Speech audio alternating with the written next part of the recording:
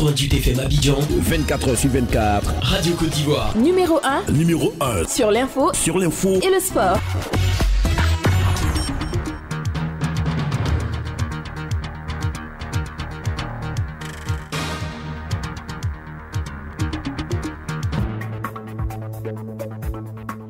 Bonjour à tous et merci de vous informer sur Radio Côte d'Ivoire. Vous suivez à présent le premier journal de cette matinée composé de l'actualité sportive de l'invité du jour de la rédaction. Bien avant ces articulations, voici pour vous les grands titres de cette actualité. Bonjour à Denise de la Fafiette. Bonjour Awa Touré, bonjour à tous. À la une de cette édition, le Fonds de la science, de la technologie et de l'innovation est désormais créé pour financer les activités de recherche. Une information qui émane du Conseil des ministres tenu hier mercredi à Yamoussoukro sous la présidence du chef de l'État, Alassane Ouattara.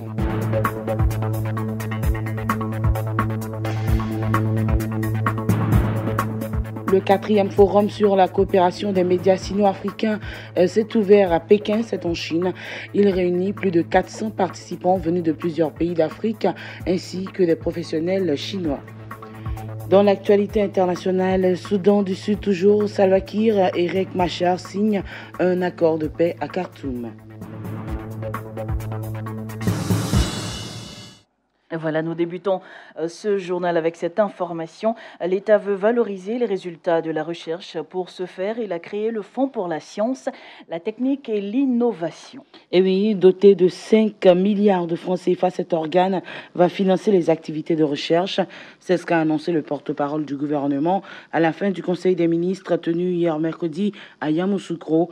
Bruno Nabagné-Koné a aussi indiqué que la Côte d'Ivoire fait partie des 6 pays où le roaming est gratuit dans la CEDEAO. Le point avec l'un de nos envoyés spéciaux, Kolo Koulibaly. Selon le règlement de la CEDEAO du 21 décembre 2017, l'utilisateur garde son numéro d'origine et communique sans frais dans les pays de la CEDEAO sur une période de 30 jours hors de son pays. Pour l'instant, seuls 6 pays respectent cette décision, dont la Côte d'Ivoire. Bruno Nabagné-Koné, porte-parole du gouvernement. La gratuité de la réception de SMS, la gratuité de la réception et de l'écoute de messages vocaux, ainsi que la gratuité de la réception d'appels sur une période de 30 jours consécutifs de séjour hors du pays d'origine. 6 pays, la Côte d'Ivoire, du Burkina Faso, du Mali, du Sénégal, de la Guinée et du Togo, mettent en œuvre effectivement la mesure de gratuité. Fin 2018, les autres pays devront appliquer cette mesure pour se conformer aux nouvelles exigences du transport aérien. La Côte d'Ivoire adapte sa coopération avec l'Éthiopie, la Belgique et l'Espagne. Quelques avantages ici avec le porte-parole du gouvernement. La sécurité et la sûreté qui sont renforcées. La ratification de ces différents accords permettra non seulement de relancer la desserte aérienne entre la Côte d'Ivoire et chacun de ces pays, mais également de renforcer la position de hub aéronautique et aéroportuaire de la sous-région de l'aéroport Félix Houphouët-Boigny d'Abidjan. Le gouvernement a aussi fait le point des mesures prises suite aux inondations à Abidjan. L'assistance en tout genre est effective sur le terrain. De même que le curage des ouvrages de drainage, le déguerpissement des personnes vivant encore dans des zones à risque, la destruction des constructions réalisées dans les bassins d'orage et sur les ouvrages de drainage et d'assainissement. L'autorité des marchés publics se conforme au règlement communautaire des textes pris pour assurer notamment son indépendance. Kolo Koulibaly, Yamoussoukro, Radio Côte d'Ivoire. Le Sénat a suspendu les travaux de sa séance plénière entamée hier dans la capitale politique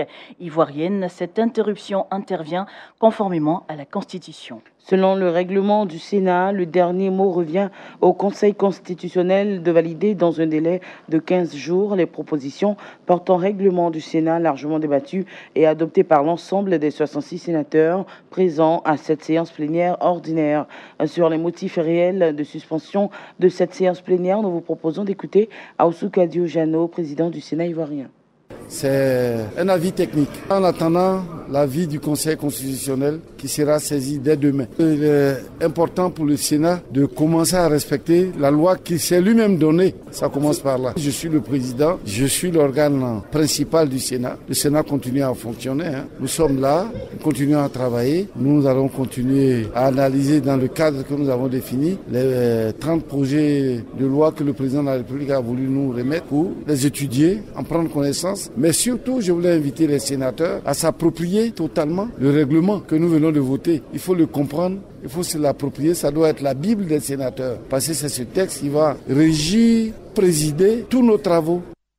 Et toujours à Yamoussoukro, le ministre de l'Agriculture et du Développement rural a présidé un atelier de renforcement des capacités des directeurs régionaux et des agents en charge des organisations professionnelles agricoles sur le nouveau cadre juridique des sociétés coopératives.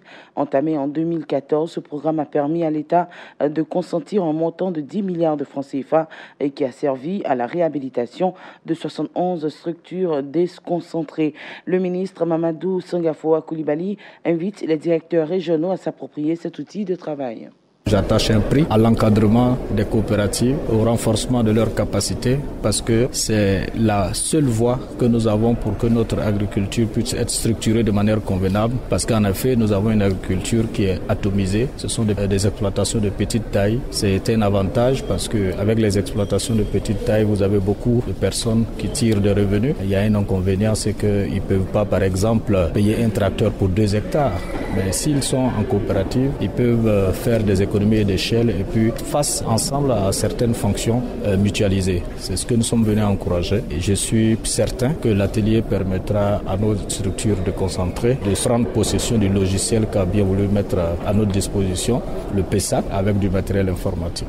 Africa Rice et le Fonds international de développement agricole FIDA veulent capitaliser le potentiel des bas-fonds pour la sécurité alimentaire et nutritionnelle des petits agriculteurs en Afrique de l'Ouest, SIPA.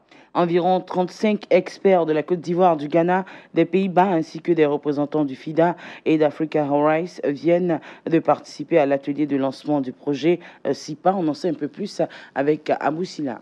Organisé par le Fonds international de développement agricole FIDA et Africa Rice, ce projet vise à assurer une utilisation durable et productive des bas-fonds pour les systèmes de production à base de riz en Côte d'Ivoire et au Ghana. Dr Harold Roy Macaulay, directeur général d'Africa Rice. Ce projet vise à capitaliser les bas-fonds pour améliorer la sécurité alimentaire et nutritionnelle en Afrique de l'Ouest. L'accent est mis sur la qualité de l'aménagement. Dr Paul Kipé, responsable de la planification et coordination de la recherche à Africa Rice. Pour mieux coordonner les interventions, c'est très important qu'on sélectionne les bons bas-fonds pour les bonnes cultures. C'est-à-dire choisir les bas-fonds qui sont bien pour la riziculture et pas tous les bas-fonds sont bien pour la riziculture, bien sûr. Les partenaires techniques du projet sont l'Université de Wageningen en Hollande, les institutions nationales de recherche agricole en Côte d'Ivoire CNRA et au Ghana CSIR SRI et MDF Afrique de l'Ouest. Agronome et chercheur au CNRA, Dr Kofi Kami est le coordonnateur national de ce projet SIPA. Nous, chercheurs, nous sommes vraiment impliqués profondément dans ce projet. Et nous espérons qu'au terme du projet qui va durer 4 ans, nous allons avancer en termes d'acquis scientifiques. On a déjà des acquis scientifiques, nous allons capitaliser l'ensemble de ces acquis-là et améliorer, continuer à travailler pour l'État de Côte d'Ivoire et pour tous ceux qui travaillent dans le passé. Les bénéficiaires potentiels de ce projet qui va durer 4 ans sont les petits producteurs, riziculteurs et utilisateurs des ressources des bas-fonds, des commerçants, des transformateurs et des entrepreneurs ruraux.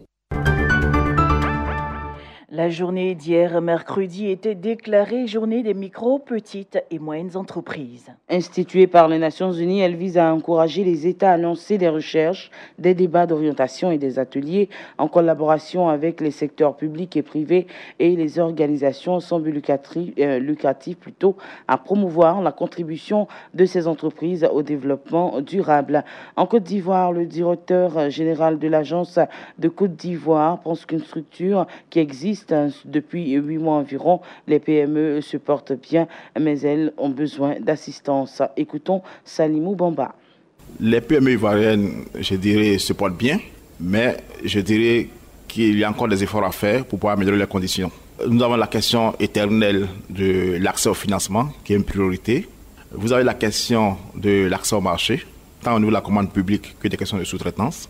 Vous avez la question de l'environnement des affaires et bien sûr des relations entre les PME et le gouvernement et les acteurs publics. Vous avez la question du renforcement des capacités managériales des PME. Et je dirais enfin, vous avez la question de l'innovation et de l'entrepreneuriat. Donc c'est tous des axes stratégiques sous lesquels il y a des problématiques à adresser. Le 4e forum sur la coopération des médias sino-africains s'est ouvert mardi à Pékin, en Chine. Il réunit plus de 400 participants venus de plusieurs pays d'Afrique, ainsi que des professionnels chinois, témoins pour Radio Côte d'Ivoire, Adama Bakayoko.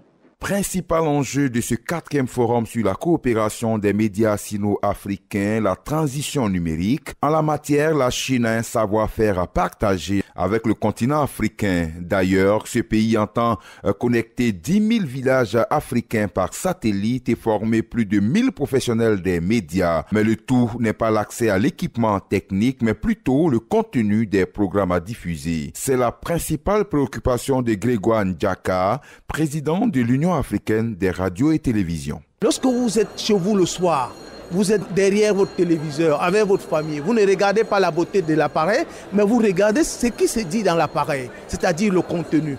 Malheureusement, les contenus sont inscrits aux abonnés absents sur nos chaînes de télévision. Nous sommes obligés toujours de rechercher des contenus ailleurs, des contenus qui n'ont rien à voir avec nos cultures aujourd'hui.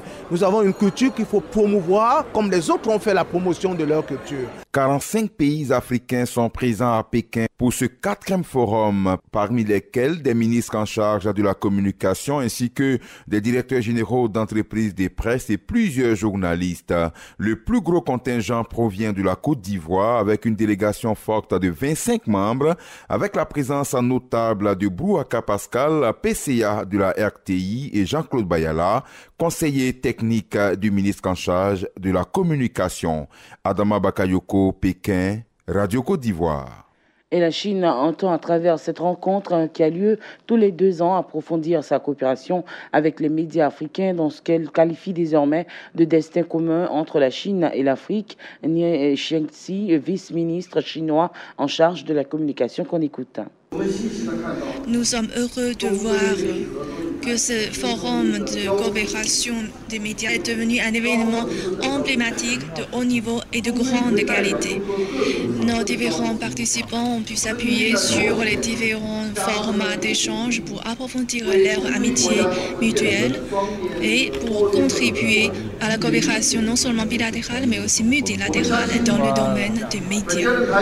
Nous sommes convaincus que ces fruits obtenus lors de ce forum vont sûrement jouer un rôle extrêmement important pour promouvoir cette coopération des médias. Dans le reste de l'actualité, un accord de paix a été signé hier entre le président sud-soudanais Salva Kiir et son rival Riek Machar. Et c'était donc à Khartoum où les hommes se rencontrent depuis lundi.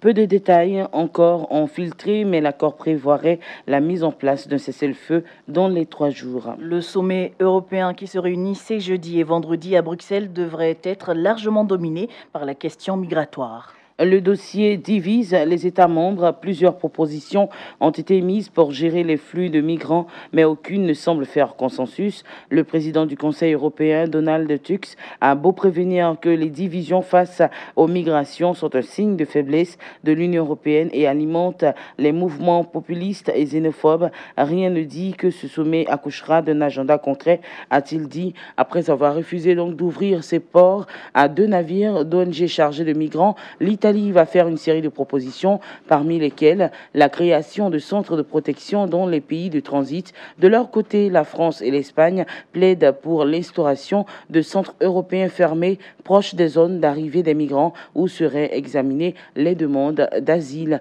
Voici qui m'est fait à ce journal. Merci de nous avoir suivis.